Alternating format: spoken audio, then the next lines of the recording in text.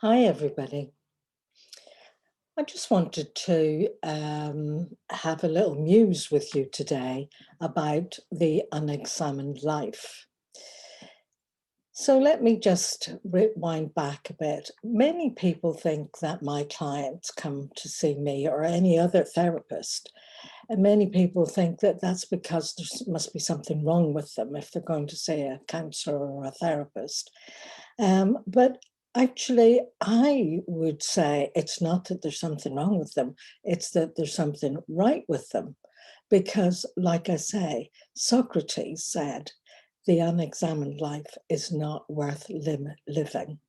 So people come to see me either in my role as a psychotherapist or sometimes as a family mediator, and very often as a life business or executive coach or relationship coach, because I do a lot of work with couples who are having trouble in their marriages or relationships. So, why did Socrates say that in the first place, that the unexamined life is not worth living? Now, that's a big statement, not worth living. And his was an interesting story, which I won't go into now, because he actually chose death rather than carry on living a life he wasn't going to be allowed to examine. So, but he knew that all of us are raised by parents. We're molded and shaped by our environment, people telling us, what's right, what's wrong, what's good, what's bad, what's acceptable, what's not acceptable. Um, we're influenced by, the temperament and personality of our parents or caregivers, our teachers, our religion, our culture, the era that we live in. For example, our mindset is mainly molded and shaped by our parents and whatever school that we go to. And that is mainly the values that they're putting across, whether it be liberal or traditional or conservative values. That's what is getting drummed into us.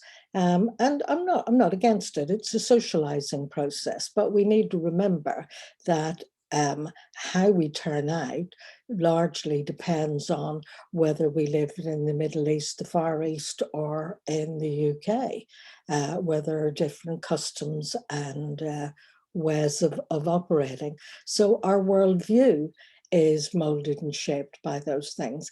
And our worldview is shaped by the era that we live in. For example, all of us take on a lot of the values of our parents, and many of our parents grew up in post-war period, and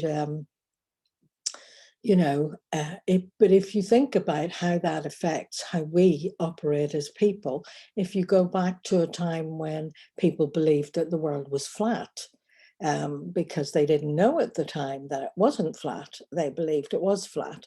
And so enduring are the things that people believe.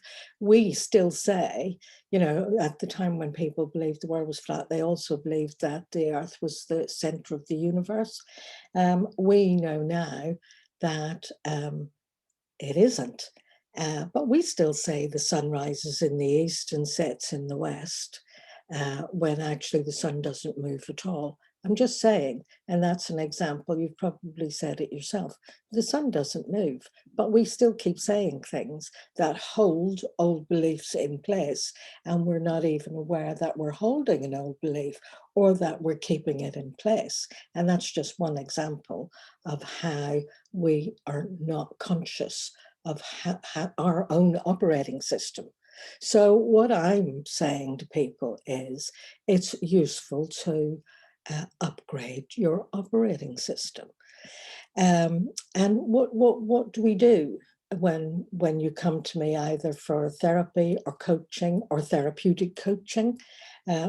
Mostly because I'm a therapist and a coach, I do a brand of therapeutic coaching. So what they do is they come and they deconstruct all the constructs that they had taken on in growing up, how they had got wired to see the world, the expectations that they thought that they needed to live up to, the expectations that they took on board that they expect other people in their lives and their world to live up to, the things that they get upset about, because really it's their way of perceiving uh, things, and a lot of suffering's caused simply by our mindset, our worldview, our just our personal constructs and expectations. And because they're unconscious, it's a bit like an iceberg. Our mind, just about 1/10 like of the iceberg you can see above the water. The bit under the water that you can't see, that's the bit that sunk the Titanic. It's the biggest bit. And it's the same with our mind. Only about 1/10 or less is conscious. The rest is all on autopilot. We don't even know it's operating. Um, and we don't know what we don't know. So engaging either with yourself or with someone like myself, engaging in a process of self-inquiry is part of a huge personal development shift in looking at how you do construe the world, where those personal constructs came from, and actually deconstructing them and becoming um, your own person. Until you go through that kind of deconstruction of your personal constructs, you are really just an adult child of your parents, because you're mostly living according to the values that they passed on and their messages and rules. And a lot of that they got from their parents.